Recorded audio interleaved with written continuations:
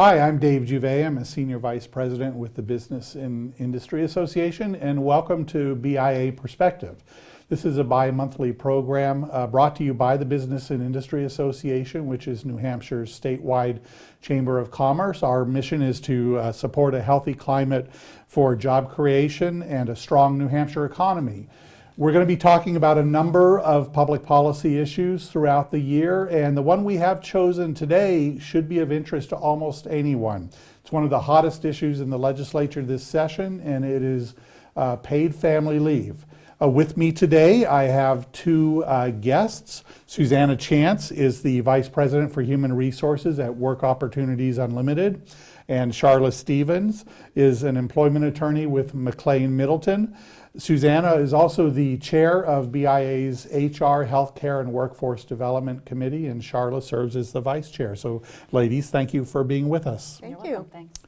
So this issue of paid family leave started with the issue of family leave, which was a federal issue. It was legislation that was passed in, I think, 1993, some time ago, but not all that long ago. And Charla, maybe you could talk a little bit about what that federal legislation did or was intended to do. Sure, and at the time they talked about making it paid, but that was not going to fly. So Family Medical Leave Act allows employees to take 12 weeks unpaid leave of absence for certain qualifying events. It applies only to employers who have 50 or more employees within a 75-mile radius. Which in New Hampshire would be considered a pretty large company. Right. By New Hampshire standards, that is large. And basically the kinds of things that fall under family and medical leave are time off for birth of a child, adoption of a child, that's 12 weeks for either parent. It could be for your own serious health condition, if you need time off to recover from surgery, if you have cancer or medical treatments. It could be to care for a family member who has a serious health condition, and more recently, probably 6 or 7 years ago now, they added a provision which allowed for individuals to take time off in order to care for a family member who's a returning military veteran, somebody who has caregiver responsibilities, and also for preparing for deployment. So that was added more recently. So in essence, the federal act, it could be considered a job protection bill because it allowed for this extended period of time off for specific reasons, but it also protected that individual's job at the end when they came back from family medical leave. The idea was the employer should either return them to their job or another very similar job at a similar pay. Exactly right. It's job protection, and it's also benefit protection because the employer would need to keep in place that individual's health insurance during that 12-week leave. You mentioned it tangentially, but I guess I'd like to focus on it a little bit. The federal act, when it was going through Congress, there was some thought about whether this should be a paid benefit. Ultimately, for a number of reasons, it went through with no pay. And so since 1993, individuals who have been taking advantage of that or needed to use it is probably a better way to put it, have done so without any pay, at least not pay that was mandated by the state or federal government. Some employers may have chosen to give them some compensation. Employers can provide compensation, or they may have short-term disability insurance that would cover certain qualifying events. Like if you are ill yourself, then your short-term disability coverage, if that's provided by your employer, would pay part of your wages. Susannah, in your work, how big an issue would you say this is? Is this, we see studies primarily from people who are advocating on behalf of paid family leave that this is considered a very important benefit. In your work working with employers and matching people to employment, how big an issue do you think it is? It is an issue. I know certainly for our own core employees of our organization, we have about 300, and I would say we've got 3 to 10 leaves going on at all times. Really? Yeah, so it's surprising, but there's a lot that's going on.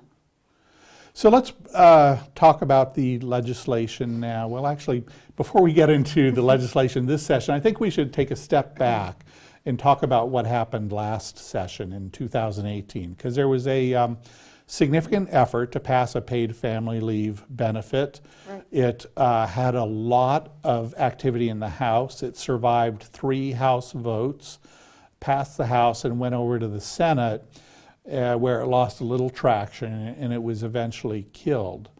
But it's been brought back this year, although the effort this year is similar but not identical to the bill last year, and we'll talk about some of the provisions that are different because they're pretty critical to the legislation. So there's a bill in the House Bill 712, and a bill in the Senate, which is called Senate Bill 1, which I think is significant because that indicates how high a priority this is with the Senate. It sets up a paid family leave benefit for a 12-week period of time, which matches the leave under the Federal Family Leave Act. And it sets up a new, almost insurance-like product is the best way I could describe it, that would be administered by the Department of Employment Security. And employers would be required to pay into this fund, essentially, pay a premium into this fund based on the compensation that their employees are paid. And similar to the way employers pay unemployment insurance taxes now. But there's a big difference between unemployment insurance. This payment that is made by employers, they can receive, they've been authorized to collect the money from their employees to pay for that if Correct. they choose to.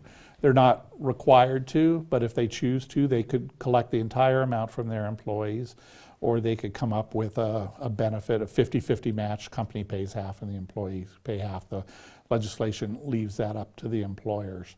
But that issue of having every employee or every employer participate has created some controversy and some differences of opinion.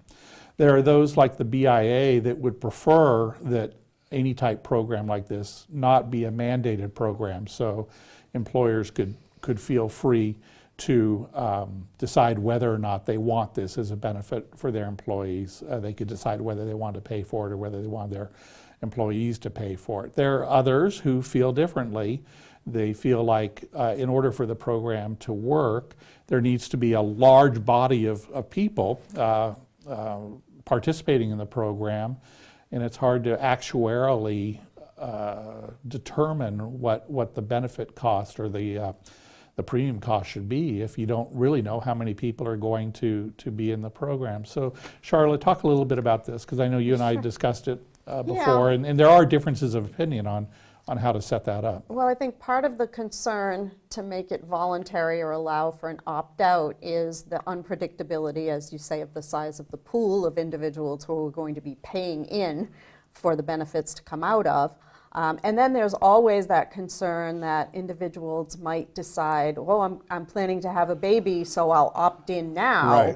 Right. And then you would have a lot of people who are utilizing the benefit, who are participating, but the way fiscally it generally would work, just like health insurance, is the people who aren't utilizing it subsidize the payments to those who are utilizing it, and then it's there as a benefit when and if you need it. So there is a third proposal that Governor Sununu has put into his budget, and we'll Right. talk about that in a moment. But before we do, Susannah, there are some other complications with this bill, and I think part of the complication results from state policymakers trying to model this in some ways after unemployment insurance, but it is not modeled in the way the Federal Family Medical Leave Act is modeled, and that creates some difficulty on the part of employers. For example, under unemployment insurance, if you're individual and you're working for a company and then you choose to leave and go to another company, they'll start paying unemployment insurance. But if for some reason you're laid off after a week, you can collect your benefits even though you've only been with that company for a week. And that's how these proposals are being written. But from an employer perspective, that creates a problem. They've only had this individual for a week, potentially a day, and all of a sudden they're requesting some leave under family medical leave, and the employer's saying, well, you've only been here a day or a week, a short period of time. Can you talk about some of the other complications from an employer perspective in trying to administer this program? Yeah, I'm just not sure how that part's going to work. Frankly, it makes sense from the payment perspective because, sure, the person has been paying into the funds, but from the leave perspective, yeah, I'm a brand new employer. I'm a brand new employer for you, and you've just been with me for a short period of time. How do I know how long you've worked somewhere else, you've paid into somewhere? How do I just hire you and now hold your job for you for up to 12 weeks for whatever the situation may be? Right. So very complicated for employers to figure out how to manage that situation. And some other difficulties, and I think this is probably true no matter how you structure the benefit. If you're an employer, and this is probably not all that unusual in New Hampshire, where you have spouses who both work for the employer, technically one spouse could take 12 weeks off and then come back, and then the other spouse could take Sure. 12 weeks off. So from the employer perspective, they're without someone for a 24-week period of time, which is, Significant. almost a half of the Right, year. right. So there are some issues that employers are concerned about. Yeah, and with the federal law, the threshold was 50 employees. And so I think there's some thought that maybe a larger employer has a little more capacity to cover for having someone, one person or more people out on a leave of absence. But an employer of 10 or 15 or 20, that gets harder to manage. It's hard even when you're 50, Right. but it's harder to manage when you're a small employer. Right, and that's an important point to remember. Charla, correct me if I'm wrong, but if you're an employer and you have 49 or less employees, you're not bound by the federal act at all. That's right, that's right. The only issue that might come into play is if there is an Americans with Disabilities Act qualifying condition, and leave of absence may be a reasonable accommodation under the ADA. Understood. But for the most part, for FMLA, it's 50 or more. The other thing the FMLA does is that if you had, for example, a couple who worked for the same employer and they had a baby, they would be splitting that 12 weeks. And each could take whatever portion of that 12 weeks that they And so desire two, to do. two ways that the House and Senate proposals are different is they apply to all employers, even if you have a single employee. Correct.